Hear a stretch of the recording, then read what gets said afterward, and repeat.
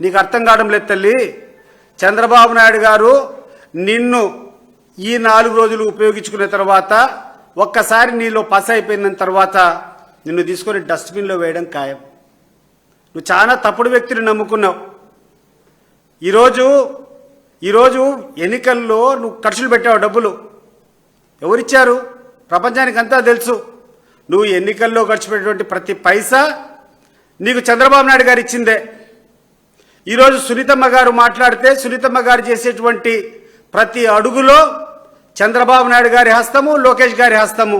వెనకల నుంచి వీళ్ళు నడిపించేటువంటి విధానాన్ని ప్రజలు గమనించలేదనుకుంటున్నారా? మీరేమైనా ప్రజలు ఏమైనా గమనించలేదనుకుంటున్నారా? ఇప్పటికైనా దయచేసి స్వస్తి చెప్పండి. ఈ చౌకబారు రాజకీయాలకి, ఈ చౌకబారు విధానానికి దయచేసి స్వస్తి పలకాలని చెప్పి ఇద్దరు సోదరిమణులను, సునీతమ్మని కానీ లేకుంటే షర్మిలమ్మ గారిని చేతులెత్తి జోడించి మిమ్మల్ని కోరుకుంటున్నాను.